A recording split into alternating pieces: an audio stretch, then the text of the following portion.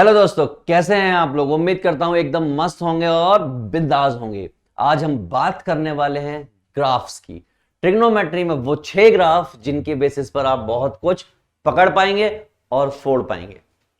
चलिए बिना देर किए हुए बढ़ते हैं आगे की तरफ और पहला ग्राफ फोड़ते हैं कि वो क्या है। तो पहला ग्राफ है हमारा साइन फंक्शन का ग्राफ। तो साइन फंक्शन का ग्राफ आपके सामने ये रहा। देखिए इधर किस तरीके से ग्राफ है और क्या है। आपको मैंने यहां पर एक GIF लगाकर प्रेजेंटेशन भी दी है।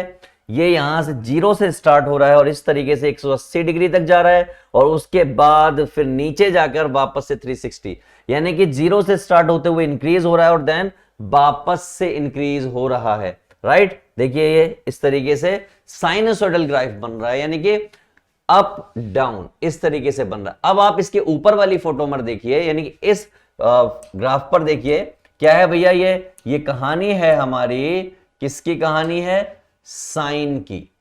तो साइन की अगर मैं कहानी की बात करूं तो आप देख रहे हैं कि एक्स एक्सिस की ये वाली वैल्यू भी है, इस पर 2 भी है, 3 भी है, 4 भी है, 5 भी, यानी कि सब कुछ है एक्स एक्सिस का, सब कुछ। तो जो एक्स एक्सिस का होता है उसे हम डोमेन बोलते हैं। क्या बोलते हैं? डोमेन। और डोमेन क्या है? इस पर सब कुछ, एवरी नंबर ऑफ एक्स, इधर भी और इधर भी। तो ऐसे केस में डोमेन बोल देते हैं आर होगा। कितना होगा? आर, यानी कि एनी नंबर। और इसी बात को कुछ लोग -इन्फिनिटी से +इन्फिनिटी भी लिखते हैं। तो सर डोमेन तो आपने बता दिया, आप इसकी रेंज भी बताइए हमें। रेंज बोले तो f ऑफ r या r ऑफ f, जो आपको सही लगे। राइट, तो हम बताते हैं इसकी रेंज कि किस तरीके से करना है। तो मैंने कहा, क्या कहा?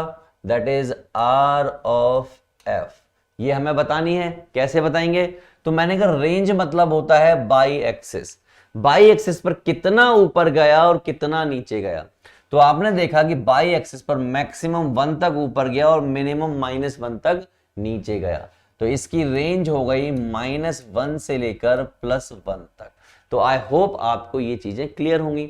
और कुछ देखिए, और इंपॉर्टेंट चीज, ये क्या होता है? 0।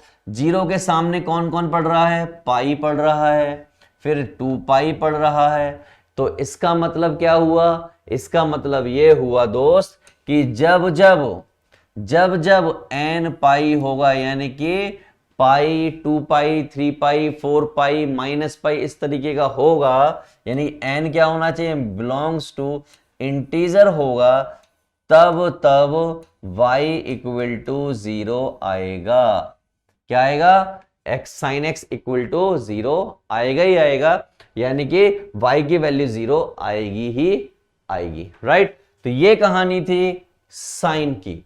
साइन की कहानी मेरी जुबानी। अब बात करेंगे कॉज की कहानी आपकी जुबानी। चलिए ये देखिए, सामने देखिए, ये रहा आपका कॉज का ग्राफ, ये आपकी प्रेजेंटेशन है। राइट, ये ग्राफ यहां 0 से स्टार्ट नहीं होता, ये 0 से स्टार्ट नहीं होता, जबकि आपने साइन के ग्राफ में देखा था वो 0 से स्टार्ट हो रहा था। कैसे जा रहा था? वो यहां से इस तरीके से जा रहा था। देखिए, नोटिस कीजिए आप, वो इस तरीके से स्टार्ट हुआ था और इस तरीके से जा रहा था, जबकि ये इधर भी जाता है। जबकि कॉज का ग्राफ 1 से स्टार्ट हो रहा है, नीचे गया और फिर ऊपर गया। क्या गया? नीचे गया और फिर ऊपर गया। तो अगर मैं इसकी बात करूं तो यहां पर DF यानी कि डोमेन की बात करूं तो x की हर वैल्यू को ले रहा है, ये भी x की हर वैल्यू को। इसका मतलब डोमेन हो गया RF, और इसको कुछ लोग -इन्फिनिटी से +इन्फिनिटी बोलते हैं। और अगर मैं इसकी रेंज की बात करूं यानी RF की बात करूं तो हमें देखना है ऊपर कितना गया और मिनिमम कितना गया। तो हमने देखा +1 और मिनिमम -1, +1 और मिनिमम -1 यहां तक जा रहा है। तो इसका मतलब रेंज हो गई -1 से लेकर +1 तक। क्लियर है? नोटिस करने वाली बात यह है कि π/2 पर ये 0 दे रहा है, 3π/2 पर भी ये 0 दे रहा है। इसका मतलब ये हुआ कि 2n + 1 π/2 पर वैन जब n इक्वल टू जेड है यानी इंटीजर है तो ये y इक्वल टू 0 देगा ही देगा, राइट।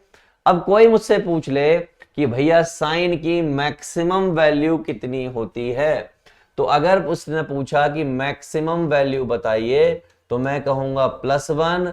कोई मुझसे पूछे मिनिमम वैल्यू कितनी होती है तो मैं कहूंगा -1। कोई मुझसे पूछे कि इसका पीरियड कितना होता है, पीरियड का मतलब होता है कितने के बाद ये वापस रिपीट हुआ, तो आपने देखा ये यहां पर 2 पाई तक गया, पाई 2 पाई, और ये जो 2 पाई है ये वापस से रिपीट होगा तो इसका पीरियड होता है 2 पाई, राइट। साइन के पीरियड की भी बात कर लेते हैं और मैक्सिमम मिनिमम की भी बात कर लेते हैं। तो जो हमारा साइन वाला ग्राफ है उस पर जाते हैं। तो अगर कोई हमसे पूछता है कि इसकी मैक्सिमम वैल्यू बताइए तो हम कहेंगे +1, और कोई हमसे पूछे कि मिनिमम वैल्यू बताइए तो हम कहेंगे -1, और कोई हमसे पीरियड पूछे तो हम कहेंगे ये 2 पाई के बाद वापस रिपीट हो रहा है। क्लियर है? क्लियर है? चलो आगे की तरफ बढ़ते हैं। सारा कुछ हमने समझ लिया है इन दोनों ग्राफ का। अब बात करते हैं tan के ग्राफ की। tan का ग्राफ जो होता है, आप देखिए ये π/2 है, ना तो ये लाइन इस π/2 को टच कर रही है ना ये लाइन π/2 पर टच कर रही है। करती नहीं भाई, बिल्कुल नहीं करती, इसको छोड़ के भाग जाती है। तो इसका मतलब यह हुआ कि जिस दिन इसका डोमेन बताया जाएगा, क्या बताया जाएगा? डोमेन बताया जाएगा, तो हर नंबर होगा इसका डोमेन, बस बस बस एक नंबर नहीं होगा। और वो कौन सा होगा? वो कौन सा होगा?